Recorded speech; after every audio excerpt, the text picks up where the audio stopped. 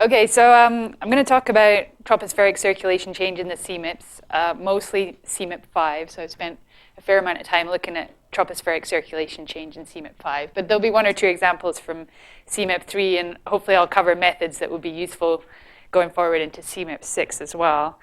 So I thought I'd kind of just divide the talk up in two separate parts. And in the first part, talk about some methods that I feel like are useful ways to look at the CMIP data. And then in the second part, kind of show those methods in practice in one particular example from my work, looking at the meridional wind response to climate change and the impacts of that on North American hydroclimate. So I'll start with the first part, looking at the methods. And so I haven't sat in all the talks this week, so I hope I'm not going to repeat anything too much. I know some of this came up earlier today. But I want to talk a little bit about dealing with calendars, because that's something that I've found to be very time-consuming.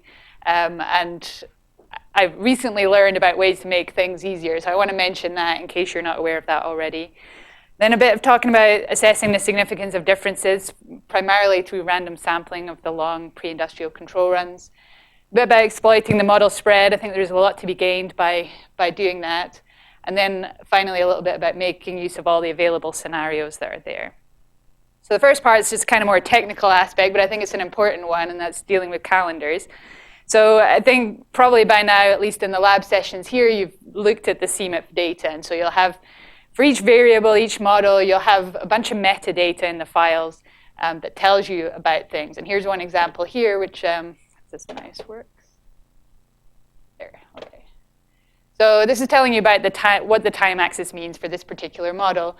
And it tells you, okay, it starts January 1850, so it's representing the number of days since 1850, and it's using a proleptic Gregorian calendar, which means that the leap years are in there. But then you go to another model, for example, the Canadian model here, and you're like, okay, it starts from the same date, the time axis, but it's using a slightly different calendar, so there are no leap years included in that calendar.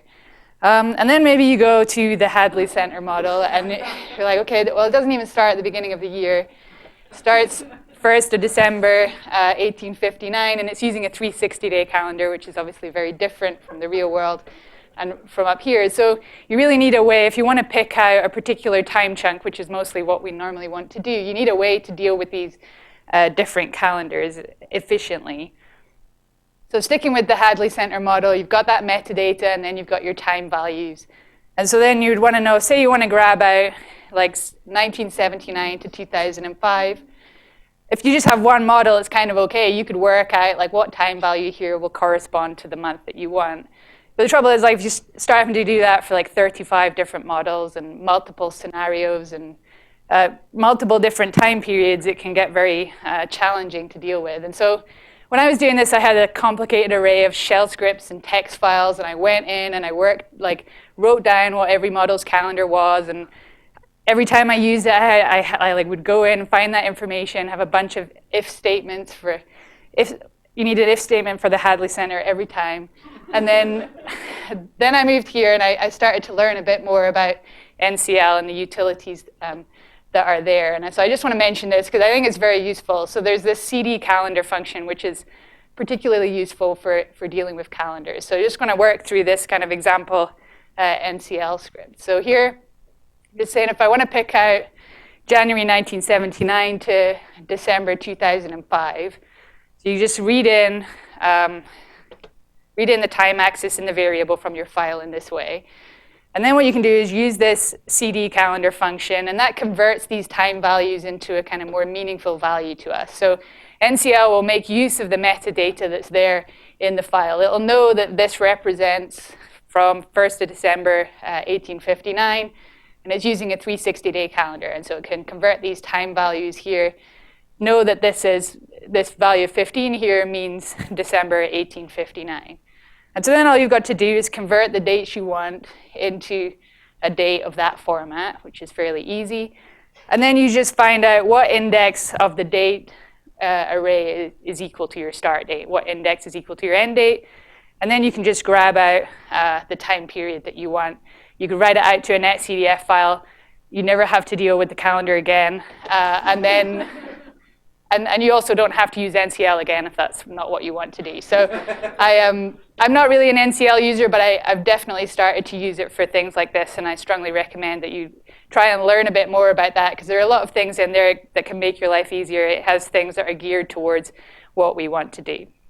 So you can check out some documentation on the CDCalendar function here, and then I also put an example script on my home directory on Yellowstone, which might be useful later on as well, so feel free to go and grab that and have a look at it if you want. Okay, so now on to kind of more sciencey aspects. So one on assessing the significance of differences, and this has come up already quite a bit today. So normally what we want to do is we'll look at like how are things going to change in the future. And I normally like to consider a past time period and a future time period, take their climatologies and take their difference between them. And so the issue arises when you want to know is, am I looking at a forced response, or how much is this kind of hampered by the presence of natural variability? And if you have a large ensemble, that's fine. But in many cases, you don't. And the issue is we don't really know there's so much long timescale variability, we don't know that it's, in this case, it's not going to go on to be the other sign or something. So you need to take into account these long timescales that you have in the system in assessing your significance. And the thing that I really like to do is do random sampling from the long pre-industrial control runs. And so there was some discussion of whether this works, and it doesn't work all the time, but I think for a lot of large-scale circulation things, it's reasonable to assume that the variability that's there in the long pre-industrial control run doesn't change that much in going into the future. So in this case, if you're sampling like two 30-year chunks and you're taking the difference between them, or actually it's a 30-year and a 27-year chunk, I would just go into the long pre-industrial control runs and just randomly sample two 30-year periods, take the difference between them, do that again and again, many times. And you can kind of build up a distribution of what kind of differences you might expect to have just from natural variability through the limited sampling that you have. So I think in the case where you don't have a large ensemble, making use of these long pre-industrial control simulations is a useful thing to do. So I just thought I'd go through one example, and this is on something I'm currently working on at the moment, and that's on the changes in the position of the westerlies in the Pacific here in the western part of the Pacific during wintertime. So what you see here is the 35 model mean of the past climatology and lower tropospheric winds. So we've got our Pacific and our Atlantic westerly jet streams. These circles here are the local position of the jet maximum. And then this is the multimodal mean future minus past difference. So you can see in the multimodal mean here, you've got enhanced westerly winds on the poleward side of the jet and reduced westerly winds on the equatorward side. So that amounts to a poleward shifting of the westerlies in the multimodal mean here. But it turns out there's a lot of spread among the model in the response in that particular region. So here I'm just taking the average over this longitude band here and plotting the jet shift, future minus past jet shift, for each model separately. So there are 35 different models here. And so some have got hardly any change in the position of the westerlies, and others have got a shift of almost like 4 degrees or so. So the question is, like, how are any of these jet shifts significant? What kind of magnitude of shift could we expect to happen just from natural variability? And should we consider ones that are on this end of the scale compared to ones that are this end, are they behaving distinctly from each other? So if we just take two models, so CCSM4 is not really changing much. The Max Planck model looks like it's changing quite a bit. And so now we can go in and we can look at the long pre-industrial control runs. So here are DJF averages for 500 years of the CCSM4 control run. And this is the wind averaged over that region in the Pacific there. And so you can see there's a fair amount of wobbling about over this 500-year period. So you go in, pull out two, say you were looking at one member for the future, one member for the past, 30-year differences. You can just go in, pull out two 30-year differences, do that many, many times, and build up a distribution of the possible jet shifts you might expect to have just from natural variability. And here's the 5th and 95th percentiles on that. And so it tells you if you have a shift of more than about 1 degree, it's not something you'd really expect to arise just from natural variability alone. We can go back to this distribution now, and we can show that. Here's this for CCSM4. The gray PDF is the random sampling from the pre-industrial control run. And then the green line is the actual jet shift. So CCSM4 is well within the natural variability. We could conclude from that model that if there is a forced response in the westerlies, it's small compared to the natural variability.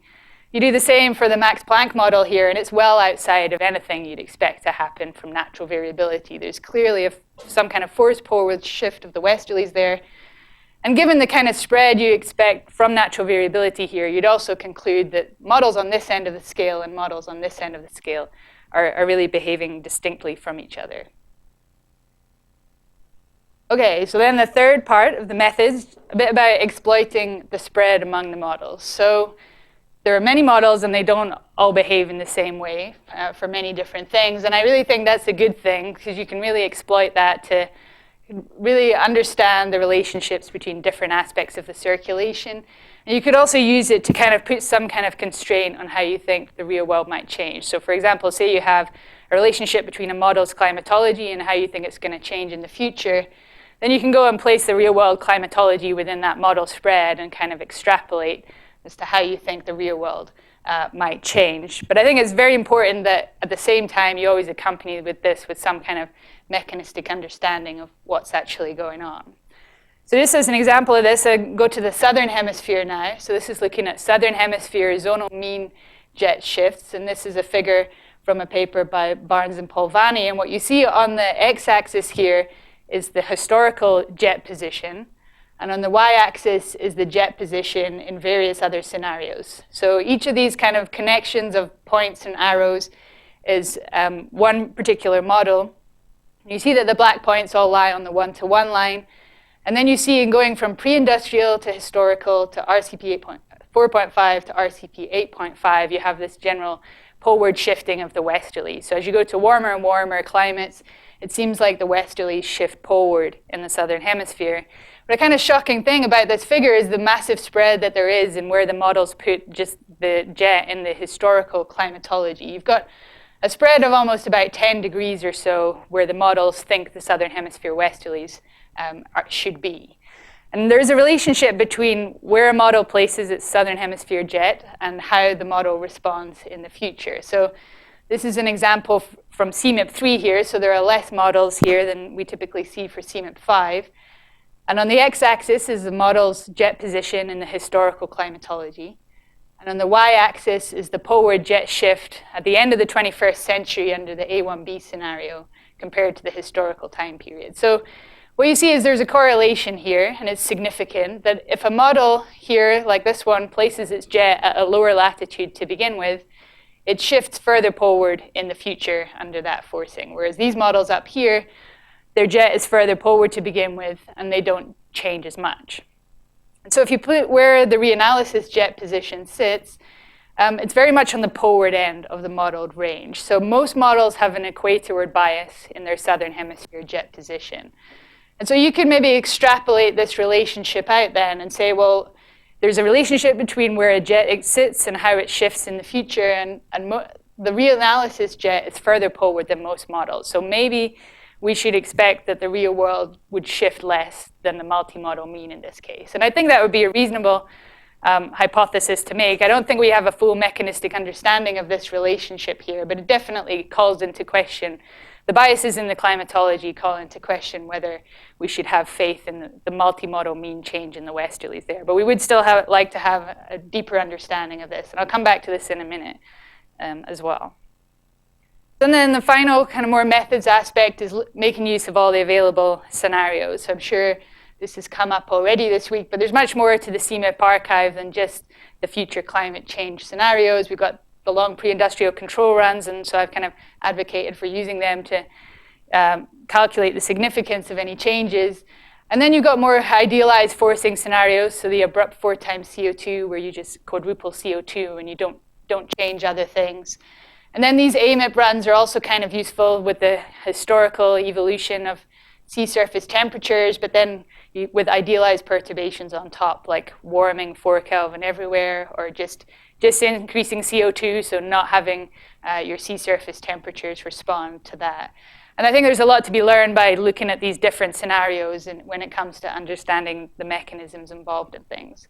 So just a couple of demonstrations going back to the southern hemisphere jet here. I think this is a nice example of using multiple scenarios. So I advocated for using the long pre-industrial control run to determine whether you're looking at a forced response. But here's another way you could look at it. Just use all the scenarios you have and And you can see that you have this monotonic change in going from colder to warmer climates in all the models. So you can be kind of confident there by using all these scenarios that you're looking at a forced response. And then back to this issue with the relationship between a model's jet position and then how it changes. It turned out that there's also a seasonality to this relationship here. So this was an annual mean plot. But this relationship turns out it's not really there during Southern Hemisphere summertime, DJF, but it's very strong during JJA. And back at the CMIP3 time, this was hypothesized to be because of the influence of ozone depletion. So in DJF, ozone depletion is important. And then all the models were not really doing the same thing when it came to ozone depletion. Some had it, some didn't. And then also as you go into the future, the effects of ozone depletion are kind of offsetting the greenhouse gas effects, and that could be happening to different degrees in the different models. So that was hypothesized to be the reason for this correlation not being there in DJF. But then we went and revisited this in CMIP5, and I've just changed the sign of the correlation just to confuse you. But the point is that in CMIP5, there's still the same seasonality. So the correlation is there in JJA, and it's not there in DJF. And we had all these other scenarios, so we could make use of that abrupt 4 times CO2 run. So this is a much more idealized forcing. We don't have the competing effects of greenhouse gases and ozone depletion, and all the models should respond in a similar, at least fairly similar way to increasing CO2. But you still have that seasonality. And so there's really something to the seasonality. There's something about the circulation that makes it have this relationship during JJA, but not have it during DJF. And it kind of ruins all our hypotheses. I won't go into the details, but for why this relationship exists, because the seasonality doesn't really fit with the hypotheses that are there. So it's still very much an open question as to why there is this relationship between a model's jet position and its forced response. One final example, this is from a paper by Shaw and Voigt looking at summertime circulation here in the North Pacific. So this is lower tropospheric stream function, and then these contours are the historical climatology, and the shading is the future minus past difference. And so the point here is that there's nothing going on. Nothing is really changing that much in the Pacific during the summertime. But then if you go and divide it up and use these AMIP runs to look at, in this case, you're looking at the kind of direct radiative influence of CO2, so land warming up. And in this case, you're looking at the influence of having warming of the sea surface temperatures. And so both those things happen in the coupled run. But you can see that when you look at those things individually, they both have a large influence and of opposite sign, and these kind of look like they're canceling out in the coupled run. So decomposing things using these more idealized scenarios, I think, can help you to understand mechanisms or maybe understand why there's nothing happening in the Pacific during the summertime. Okay, so now I want to just do a kind of more sciencey aspect of the talk and go through one particular aspect of my work and kind of demonstrate the use of these methods. So this is looking at meridional wind response to climate change and the impacts of that on North American hydroclimate. And so that's work that was done while I was at Lamont with Richard Seeger, Mingfang Ting, and Tiffany Shaw. So here I'm going to look at the meridional wind response to climate change, and I'm going to take the past period as being 1979 to 2005 of the historical simulations, and then the future as being 2070 to 2099 of the RCP 8.5 simulations. And I'll use 35 different models and all available ensemble members. I take the ensemble mean for each model first and make use of all the data that's available. And then I'm only looking at the Northern Hemisphere wintertime. So here is upper tropospheric meridional wind. So red here is southerly, and then blue is northerly. And so this is the multimodal mean past climatology. So you've got all these kind of climatological stationary waves here being mapped out in the meridional wind field. Then if you look at the multimodal mean future minus past difference, so here you've averaged over 35 different models, but there's still some kind of clear structured response in the meridional wind. You've got, it kind of looks like wave trains, and you've got this kind of southerly, northerly, southerly pattern here over North America, and then this wave train here over Europe and Asia. So that's in the upper troposphere, but these changes are fairly barotropic. So if you look in the lower troposphere, you kind of see a mirror image of what you've got going on above. You've got that southerly, northerly, southerly pattern, and then these anomalies around the Mediterranean. So you've got kind of large-scale changes in the meridional wind that's associated with some kind of stationary wave changes, and they're accompanied by these kind of low-level meridional wind changes. And since moisture gradients are primarily in the south to north direction, you'd think if you're going to change the meridional wind, you're going to change the advection across those moisture gradients. You'll change the convergence and divergence of moisture, and this might have an important impact on regional hydroclimate change over North America. One question is, how robust is this across the models? Do they all agree that this is the response that we should have, or is there some kind of variation across the models? So here I'm just going to take the average over these three boxed regions here so that I can just plot the response for each model separately. So here's what you get. So there's very much a consensus on the sign of the change, right? So most models predict there'll be southerlies on the US West Coast. All but one here predict northerlies in the interior southwest, and then every single model here predicts that there'll be southerlies. So in terms of the sign of the response, they seem like they agree, but there's a massive spread in the magnitude of the response. So then the question is, how significant is this change for each model? How much is this being hampered by the noise associated with the natural variability? And can we consider models at kind of opposite ends of the scale to really be behaving differently? So I'll take this southwest box anomaly here where we have all that spread and go in and do some bootstrapping of the long pre-industrial control run. So here's just for one particular model, which has a large amplitude response. And so this gray PDF here is, this model had one RCP 8.5 member and 3 historical members. So I went in, grabbed out like one 30-year chunk and 3 27-year chunks at random, and worked out what kind of meridional wind anomaly could you get by differencing, given the sample size you have, just these chunks from the natural variability. And this is what you get with the 5th and 95th percentiles here. So what that tells you is an anomaly like this is really not something you'd ever expect to arise just from natural variability. There's clearly some kind of forced response going on here. But you look at other models on this end of the scale, and it's a fairly small anomaly, and it's well within anything you might expect to arise just from natural variability.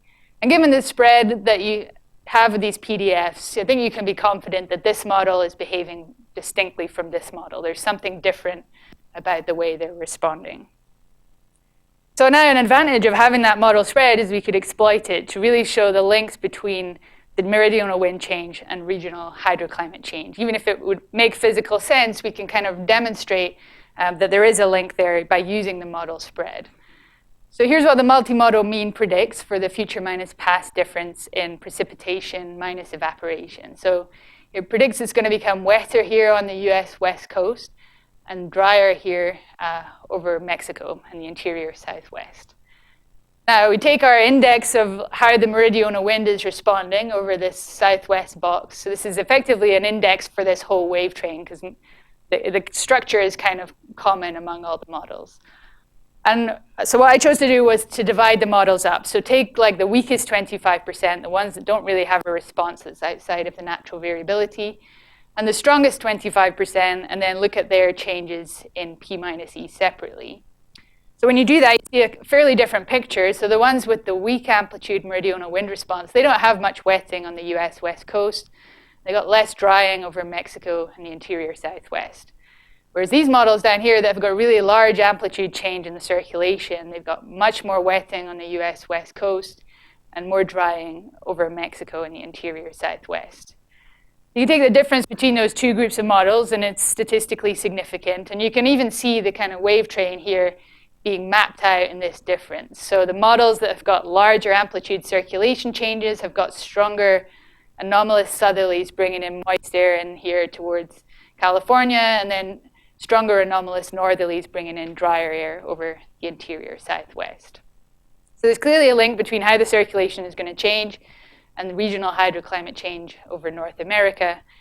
So it really matters like which ones are the correct ones, which ones are representing how the real world is going to behave.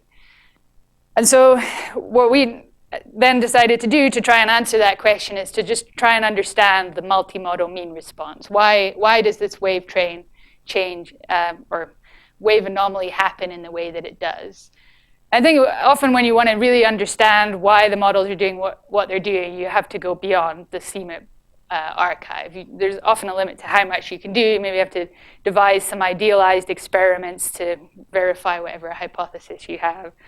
So I'm not going to go into all the details of what we did here because it's not so relevant in terms of talking about CMIP5, but it's kind of important for the final step. So we did stationary wave modeling. It's using an idealized model to try and pull apart the reasons for the change in the circulation. And just to kind of sum up the conclusions, we found that there was an important role for increased zonal wind in the subtropical upper troposphere.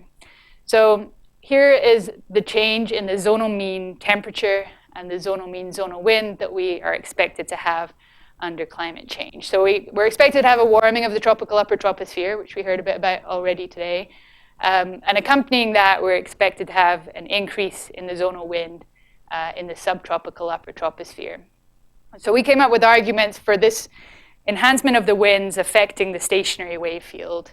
And again, I'm not going to go into all the details, just kind of summarize, and so it probably won't make sense, but hopefully you'll believe what I'm saying, that it acts to lengthen the scale of these intermediate wavelength stationary waves. So there are theoretical arguments for why changes in the zonal wind would change the structure of the stationary wave field. And you can kind of just see it happening visually. So here I've filtered the meridional wind into just zonal wave numbers 4 and above, so kind of intermediate scale waves. This is the past climatology. So you've got this kind of wave train that looks like it's coming off Tibet, propagating across the Pacific there. And then this is the future minus past difference. So those main features I was focusing on, that kind of southerly, northerly, southerly pattern there, is associated with these intermediate scale waves, zonal wave numbers 4 and above, not so much the large scale planetary scale waves.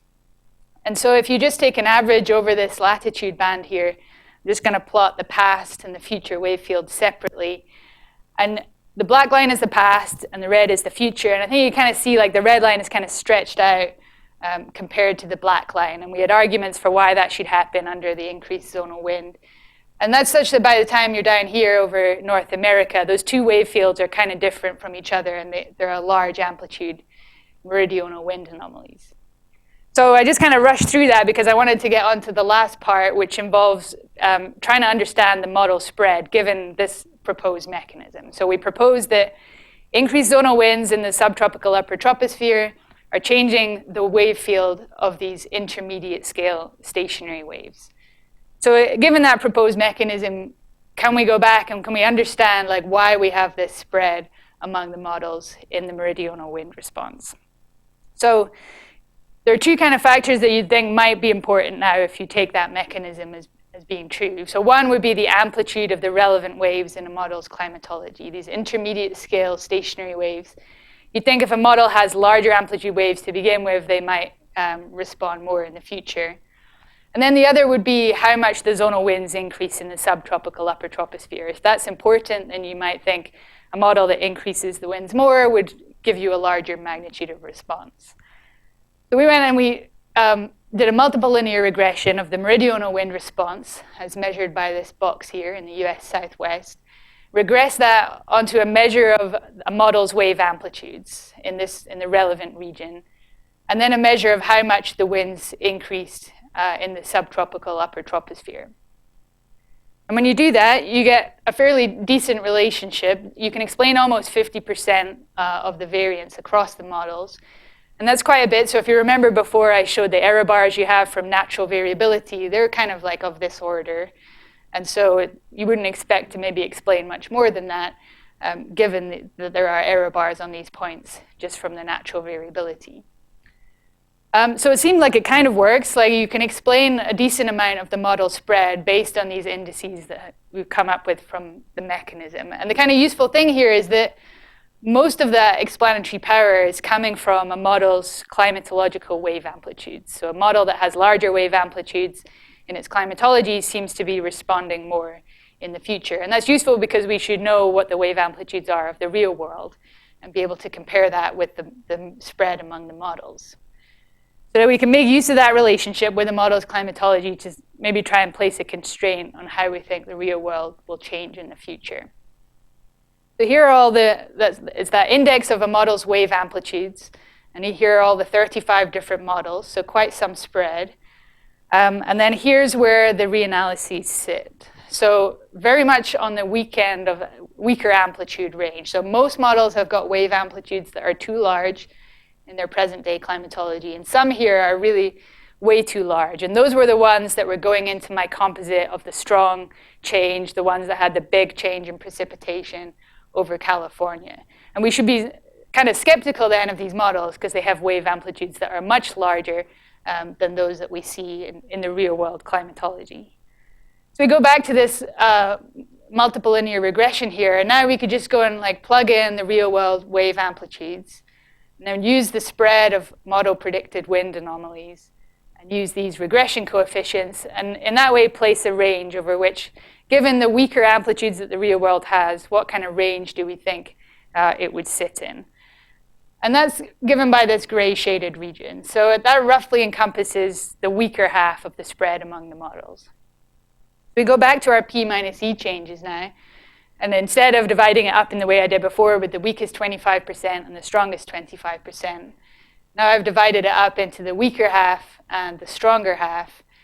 And so I think we should expect that the real world is probably more likely to look like the weaker half. I think we definitely have good reasons to rule out a lot of the models that are going into this stronger half, or at least be skeptical of them, because the wave amplitudes that seem to be the relevant part of the circulation are way too large in these models, and we can see that compared to the reanalysis. So we should probably expect, just based on these arguments, that the real world maybe won't become as wet as the multimodal mean predicts on the US West Coast, or as dry over Mexico and the interior Southwest. I just want to kind of summarize the procedure that we used in that work to come to those conclusions. So first of all, we identified what the multimodal mean response was in the meridional wind, and then assessed the spread among the models and determined whether we thought individual models were significant or not outside of the natural variability through that random sampling of the pre-industrial control run.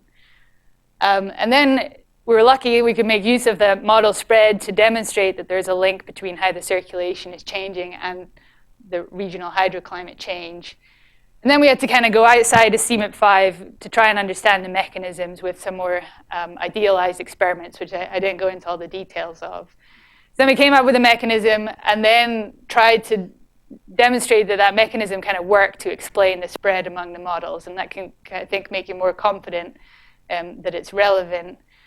And then we were lucky again that there was a link between past climatology and how the model was changing in the future. And I think it's good when that happens, because then you can start to place some kind of constraint on which models you think are more realistic for that particular response.